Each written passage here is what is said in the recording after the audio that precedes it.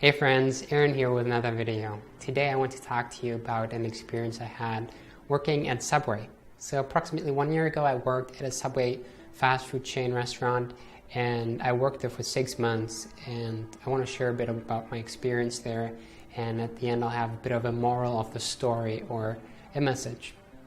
So yeah, let's go. So I worked there in the beginning. I was a trainee, of course.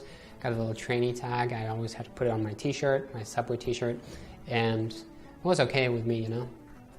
And I was pretty slow at the time. In the beginning I was pretty slow, maybe for 1 to 2 weeks I was pretty slow, and I didn't really think I'd be like way slower than all the other people, but I totally was, and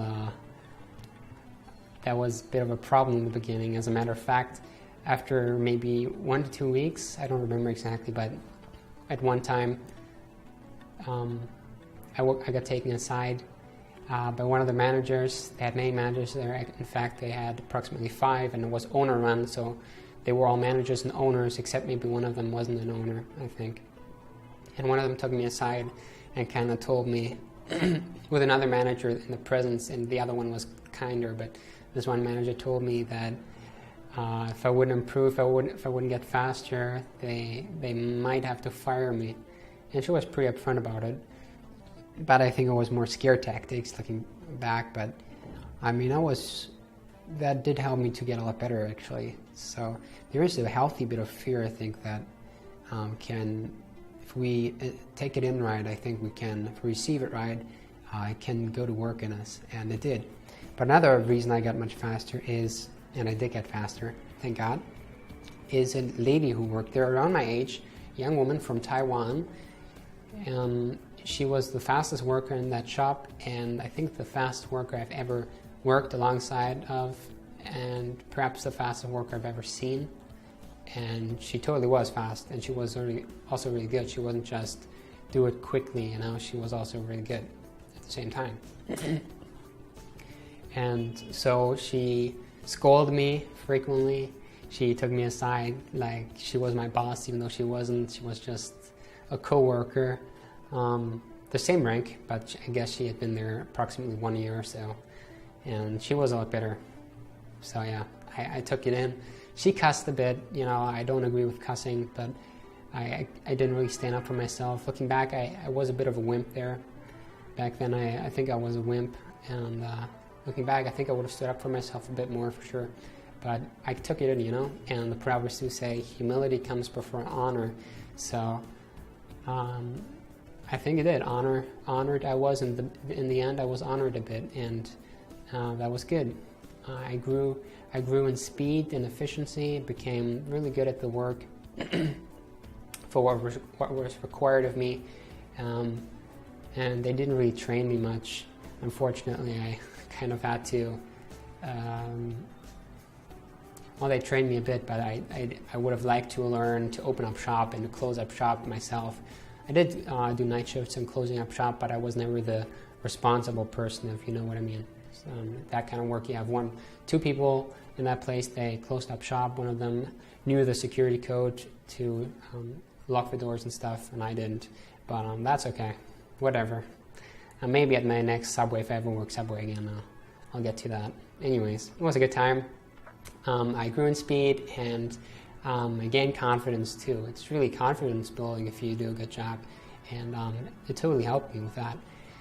And speaking of things like that, speaking of confidence, there was one man who worked across the street somewhere, I believe, and he was one of the regular customers. And one time he came up at the register and he told me, "Man, I can't believe you're so fast," or something along those lines, or maybe he said, "I can't believe you guys are so fast." And I didn't really tell him, "You can also be this fast," or "You can do whatever you put your mind to," or something like that. But thinking back on it, I totally would have liked to tell him that, but I didn't. I said something like, I don't even remember what I said, but I hope that I remained humble in that moment. But yeah, I would have liked to tell him, "You can do whatever you set your mind to, friend. I was really slow when I started, now I'm really fast, and it's all Jesus and God."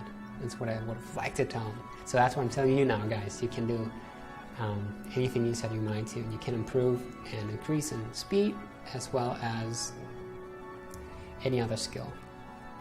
So was there 6 months, was slow in the beginning, perhaps nearly dodged getting fired, because several people actually started work there during my 6 months there, and they all left really fast. One of the managers told me it's not for everybody, and I guess that's right, because if you just start out and you notice you're slow, I guess you can get discouraged. And I kind of was in the beginning, but then I really wanted the job, so I stuck through it, of course, and just got faster, thank God, through what I told you. But yeah. So what I want to tell you is, if you have an Elise in your life, if you have a person who is above you in skill or whatever, and you can learn from that person, do it. Humility comes before honor, and it's just so powerful. I think we should all learn from people that are above us and just get the most out of it and move on and keep growing as a person, keep growing in Christ. Jesus is the way, the truth, and the life. So if we want more of life, we need more of Jesus, and Jesus always did those things only that pleased the Father. He always did the best he could. Jesus did. He did the best. He was perfect. And he grew more perfect by his obedience, Hebrews tells us. So he also had to grow. Jesus grew as a person. He was a human. What he did was as a man, empowered by the Holy Spirit of God. Of course, Jesus was also God, but that's another topic. The point is, he did what he did as a man. And we're to walk just as he walked. And that brings me to Matthew 11:12. I want to mention this verse.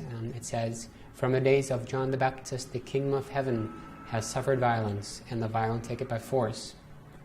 And we have to take it by force, guys. We can't be lethargic. So I just want to speak that to you.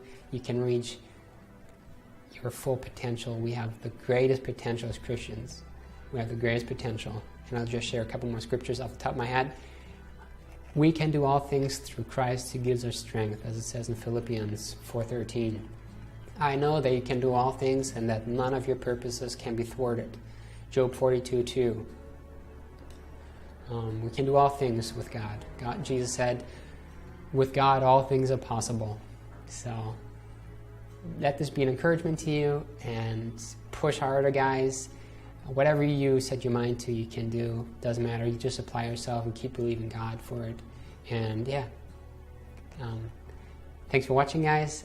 I hope that this encouraged you. And my prayer is that God fulfills your destiny in Christ, that he helps you to get the most out of life. And it's because Jesus came to give life and life abundantly. Have an awesome day, guys. See you next time. Bye-bye.